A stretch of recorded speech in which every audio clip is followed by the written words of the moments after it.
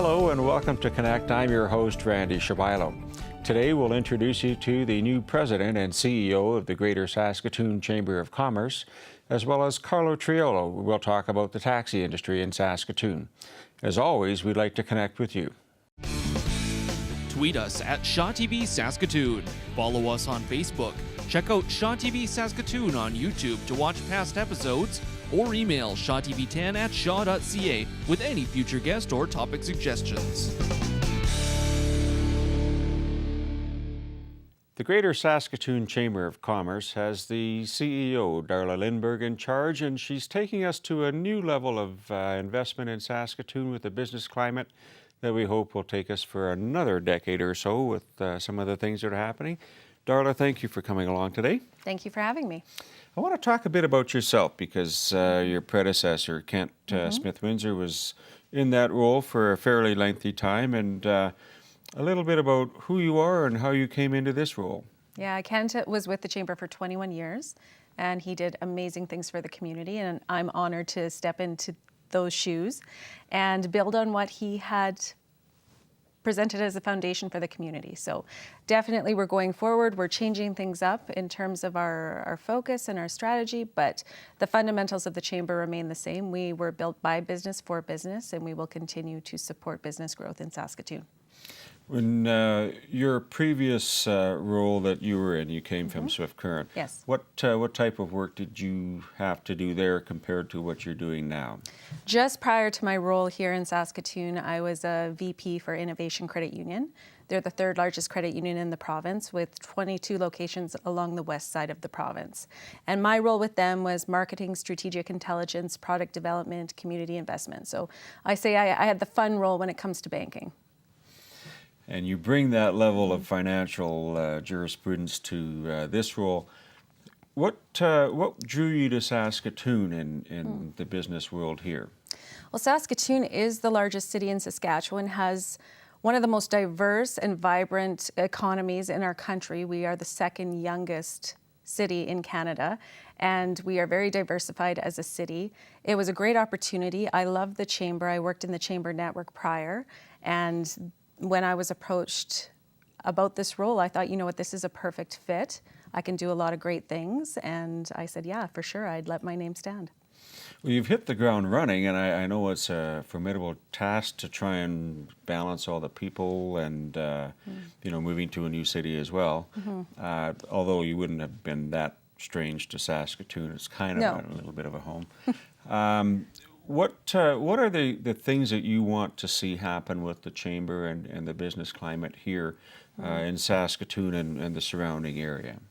Well, with the Chamber itself, I want to see the Chamber grow and our membership become even more engaged than what they are today. When I do my job, part of the time we are focusing on our membership and providing opportunities to them for development through education and training or through networking opportunities. But the other side of my role is advocacy and lobbying the government on behalf of our members. And so for me to do that effectively, the stronger our membership is, the larger our membership is, the more the government pays attention to what we have to say. So it's in our best interest as a community to have a strong membership base as part of the Chamber. And the Chamber as a brand is so well known around the world. When people come to the community, typically the Chamber is the gateway to the community. So they will call us and say, do you know about this type of business? Do you know about this type of economic development? And we'll guide them in the right direction. So we play a really important role because the Chamber is branded around the world and we have a strong network. So in Canada, we have about 450 plus chambers that are part of our national network, making up over 200,000 businesses across Canada. So when we combine our voice as a Chamber network, I wouldn't say we're unstoppable, but we are formidable. I think that's one of the things that I found over the years is, when people say in terms of, social outreach and economic development, having someone that, can find a job and support themselves, you look to business and business can hire those same people and provide them with that lifestyle that they want to enjoy. What is it that you see attracts people to Saskatoon in your role now? Well, Saskatoon, like I said, is a very diverse community. We've got a lot of centers of excellence going on in this city that I don't think many people are truly aware of. Everything from Innovation Place and all of the great initiatives coming out of there through technology, through research and development. Everything from when in the China Sea, when that plane went down a few years back, it was Saskatoon where we were trying to locate them out of. Same with if you go to a McDonald's, Happy Meals. The apples produced in a Happy Meal come out of the technology, comes out of Saskatoon. That R&D happened here. We've got a lot of success stories that we haven't celebrated or we're not talking about. The ones we are great, but it's my job to continue to promote and celebrate those, let people know that we are innovative, that we are growing, that we are thriving, and more investment should come to the city. What do you need to do to attract more investment? I mean, we've just had the federal budget come out. Are there some things that you look for, the nuggets that the networks that you deal with are looking for before they move or invest in a different city? A lot of times it will come down to workforce, which we have a very strong university. We have Sask Polytechnic, we have SIT, and other institutions that support education and supply that raw material, which is labor, that attracts that investment. So that's huge for our city, the fact that we have such strong educational institutions here. We also look at policy. So is our local government, our provincial government, and even our federal government putting forward policies, budgets, other things that will support business growth across the country, but specifically in Saskatoon? So our Civic Council, to their credit, has passed a motion over the years numerous times professing to be a business-friendly city, and that ultimately helps people get jobs and work. The provincial government, is struggling in its own way with the resource economy. What can be done on the provincial level that you see with a new NDP leader and still an election about 2 years away or so, but is there anything that you're trying to position now that is a glimmer of hope? Well, I think we're always looking at productivity. We've got a large proportion of employees across the province that are within the public sector, within governments. We're always striving to become more efficient and productive from that aspect. Yesterday, we just had the new CEO of the Saskatchewan Health Authority in. Now they're the largest employer in the province, and they're striving for that efficiency, which is great to see. So I think that there's a lot of ways that we can help the government and be partners with the government to go forward and build that strong economy. They've already announced they're backing down on PST as an example, on insurance. That's great. They're looking at technology and innovation as a way to diversify our economy. That's also great. But you are correct. We are very resource-based. 70%-ish resource-based.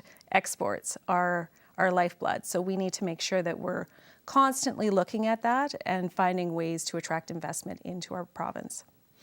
What is your message with the federal government and the recent budget just announced? What's a message that we would like to share federally?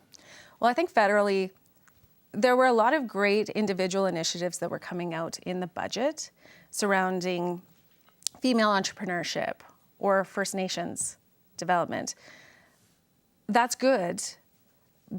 But what I would have liked to see come out in the budget was more business-friendly policies, looking at a complete tax reform, because we are behind the 8 ball in terms of our tax structure in this country, especially with President Trump down in the States.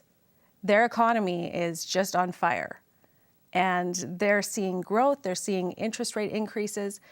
I would be shocked if we didn't see interest rate increases going forward in this country. If we do, we're in trouble because we don't have a fallback based on this budget. This budget is very short-sighted. This budget does not address growth, and it does not bring into focus what business needs in order to succeed. 10 years down the road, 20 years down the road. It's looking at tomorrow. We need to look longer term than that. When you develop policies, I guess this is kind of starting as a grassroots initiative because it is membership based. Yes. So you have your members of business owners who are kind of guiding you in terms of, I'm having trouble with PST or GST or things, or tax credits of that nature. Um, we have a number, maybe our population at the university in the tens of thousands, 20,000 or so, and we'd like to try and capture that workforce when they graduate. You want a place for them to land, hopefully nearby. Do you see any linkages with graduates from the Dumont Institute or SIIT and the university to try and build more business, to have more jobs for those graduates? What I've seen is the leadership of those organizations are very interested in developing relationships and collaboration and working towards a partnership between the university or any educational institution, Sask Polytechnic, SIIT, and business. The way I view the university or Sask Polytechnic or SIIT is they have a customer. Their customer is not the student. Now, I know from an internal perspective, they may look at the student as their customer. Their customer is truly the business community. They are producing a raw material, which are the students, to satisfy their customer. And so if we can look at that as a cyclical type of pattern that we can use to build off of and strengthen and create processes around it that can benefit the whole community, I think everyone wins. I haven't had that explained to me quite that way, and I appreciate that because it does provide that growth for the province that we so dearly need. What do you see on the horizon for the Chamber in the next year or so? We're going through a lot of change at the Chamber. So everything from looking at our internal operations and how we handle that to externally in our events. And most recently, we announced Michelle Obama coming to Saskatoon. So for us, that's more the direction we're looking to go in. We still want to promote our local businesses, and we will do that. We'll tell their stories through Chamber on Tap and other events that we have. But we want to also bring names that wouldn't typically come into the community, into Saskatoon, so that people have the opportunity to see them coming. And they also align with our brand. So that's more the area we're going to in terms of our event strategy. Darla, I want to thank you for taking that time and explaining that to us. I wish you all the best and keep us going there. Thank you very much. Stay with us. We'll be right back.